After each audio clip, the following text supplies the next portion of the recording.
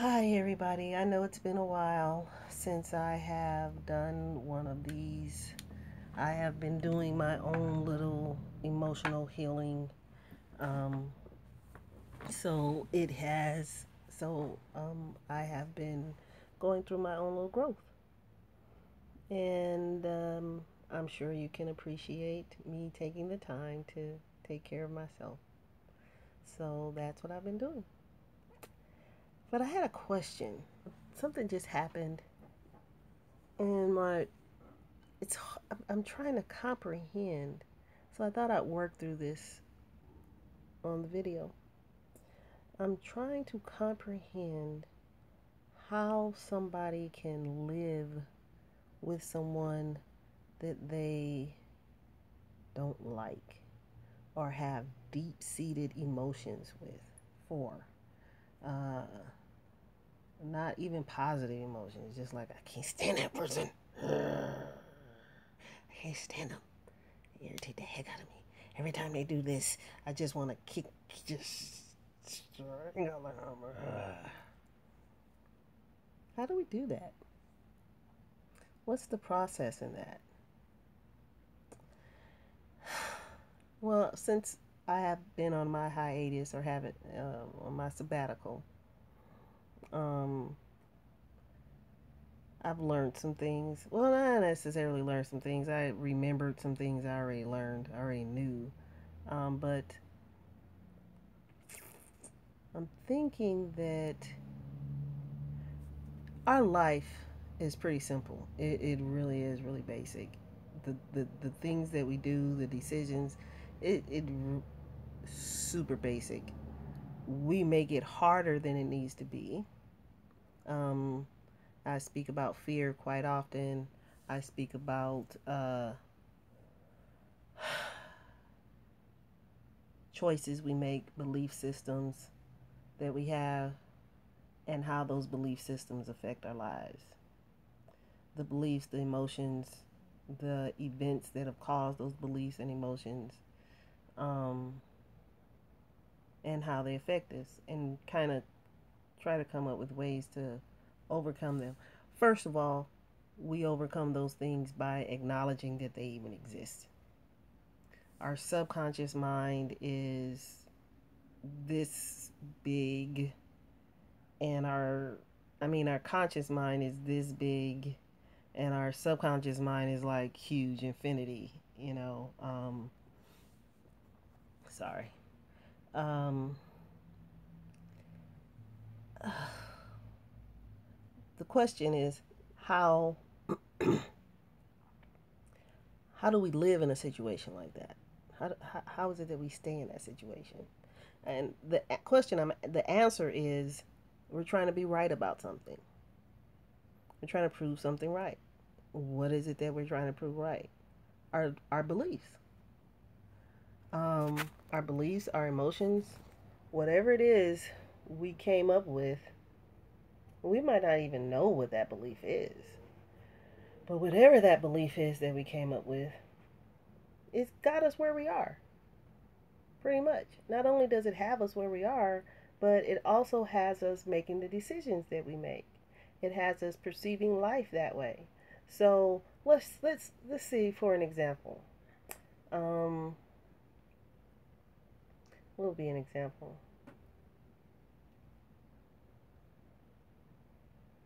Wow, drawing blank. Uh, hmm. We Wow. it just it just went to it said poof. it just went out of just went out of my head. I had the perfect example all set up, and it just went out of my head. I was talking about beliefs. I was talking about how we see the world. Okay, these are things that I'm sure you've heard of, different scenarios. This is an example. Somebody gave you a pair of red glasses, and let's say those red glasses represent um, dogs hate cats. Okay, that's your belief.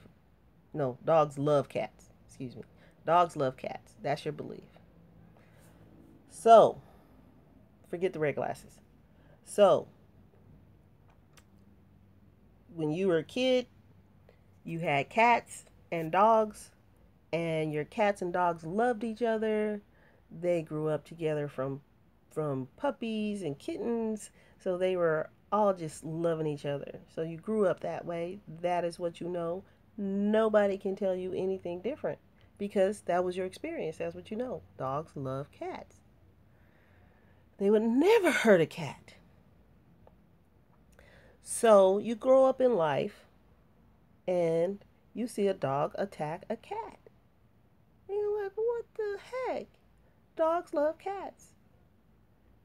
So, in our minds, in order to be right about this belief that dogs love cats, our perception, we will perceive that dog not attacking the cat for malice or malicious reasons, but come up with the reason the dog, say the dog was trying to save the cat, or the dog was just playing with the cat and the dog was just playing a little too rough with the cat and didn't realize his strength. You will reason it away so that you can be right about your idea and your belief and your experience that dogs love cats. When we make decisions, when we find ourselves in situations, at the end of the day, we're trying to be right about something. We're trying to prove a belief that we have come up with, an idea, a belief, based on whatever it is it was based on. But we're trying to be right about something. Now, I heard this quote the other day. It was Albert Einstein. Let's see if I can quote it correctly. He said, I'm not going to try to quote it directly. I'm going to look it up in my book. Where is it? Patience, people, patience, people. Here it goes. It says, we cannot solve today's problems with the same thought patterns that created them. So, if we cannot solve, let me say it again. We cannot solve today's problems with the same thought patterns that created them. That being said, if we want to interpret, let's say, the dog and cat situation properly, or for what it was, the dog was hungry, the cat was there, so the dog wanted to eat the cat, we have to come up with a new thought system. We cannot change that perception of the cat, of the dog, we can't change the perception of dogs loving cats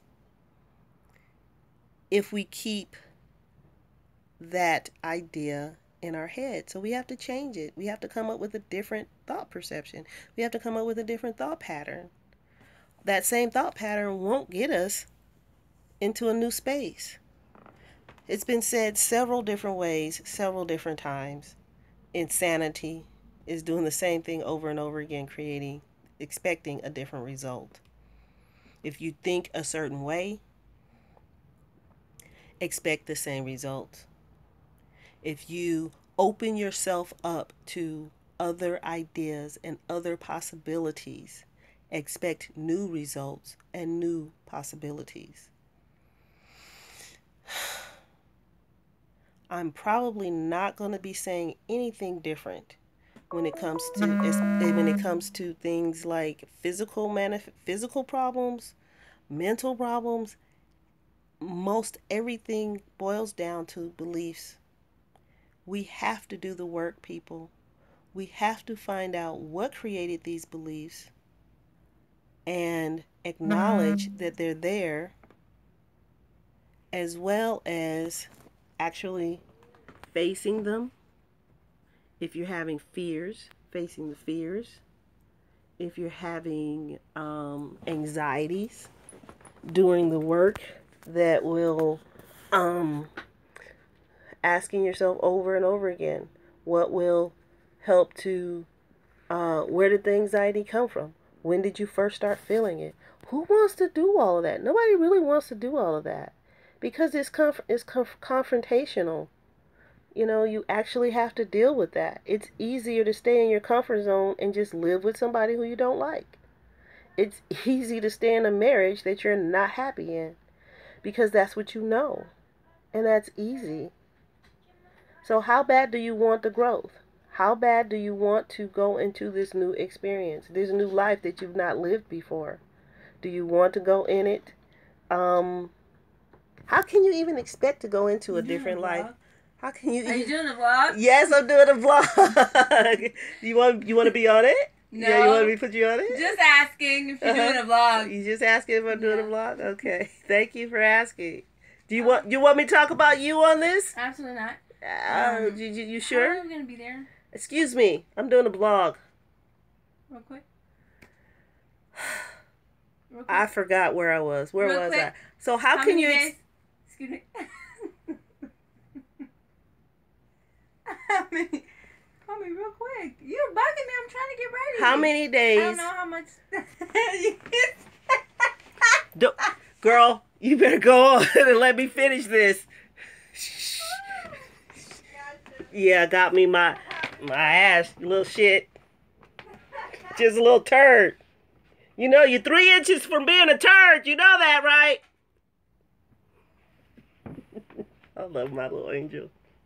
By the way, demons were angels too.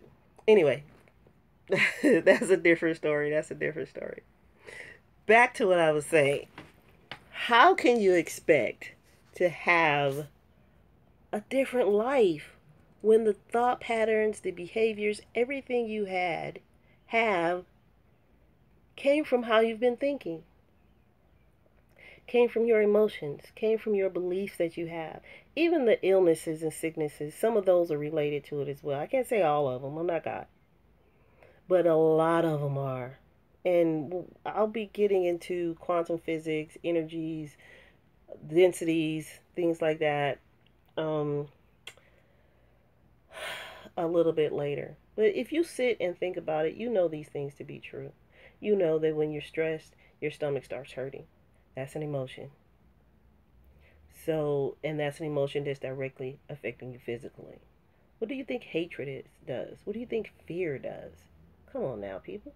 Come on now. Come on. Do better for yourself. You were put on this earth for a specific purpose and a specific task. Some people believe it was your soul's contract. Some people believe it was God's purpose to give you. Whatever it is, you have a job to do and you have a responsibility. And that job and responsibility manifests itself when you're doing what is pleasing to you. When you are walking in your purpose and you're happy with what you do. You cannot find that happiness if you're continuing to stay stuck. So how bad do you want it? And what are you willing to do? Are you willing to look at the man in the mirror? Are you willing to realize and accept the fact that your shit stink? And then maybe you need to clean your ass and look through your own shit and work that shit out. It's got to be worked out for you to get to the next level, for you to get to that happy life, for you to get to that happy life, not only get there and maintain it, other people need you. It's not just about you. We are all connected. And if you don't believe that, think about it. Think about it. Look at life's designs. Everything, all of these people and everything you hear in the Bible and history, everything you hear, that's nothing new. It does apply to you. It applies to you. It applies to me. We are all connected. If you don't believe we're connected, then answer me this. How is it that if you're in a crowd of angry people, all of a sudden you get angry? If you're, or you see someone smile, and then you smile. And what do they say? Smiling is contagious. Laughing is contagious. You walk in the room, everybody's laughing. You just start smiling, and then the next thing you know, you're laughing too, and you have no freaking idea why you're laughing. So tell me we're not connected.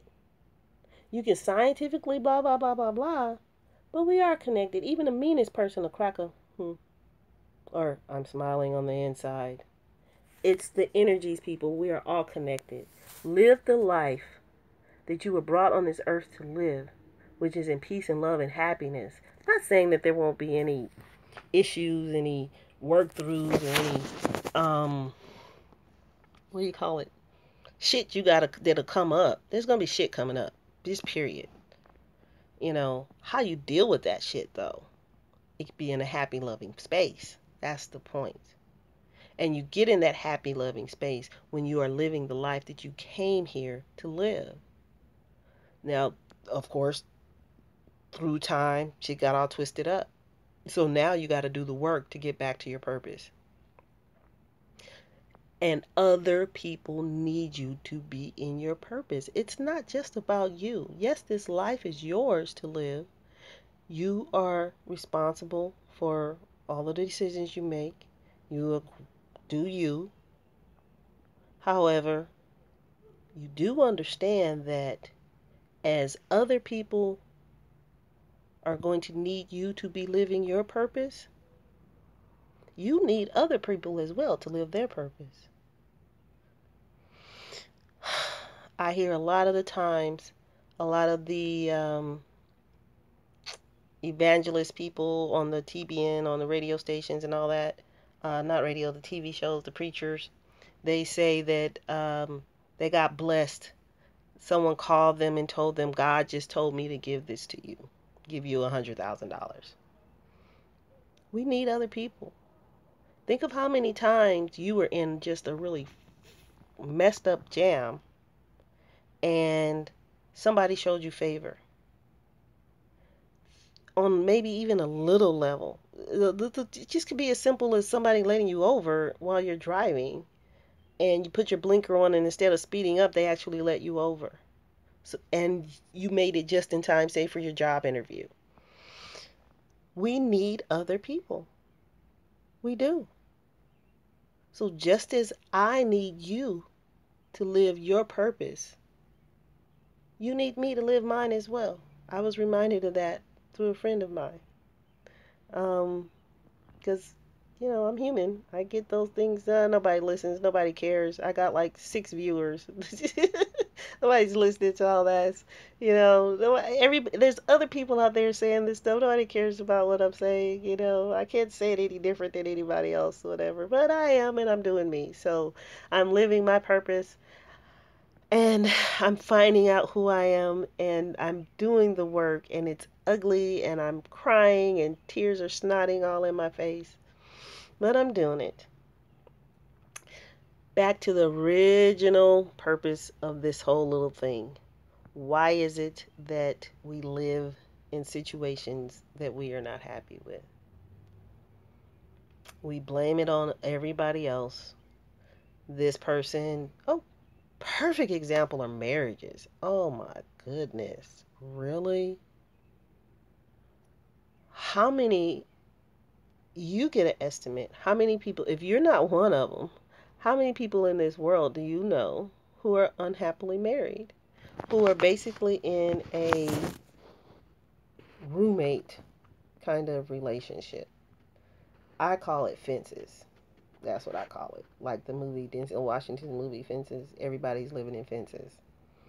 Not everybody, but and those people who choose to stay in something that they are not happy with.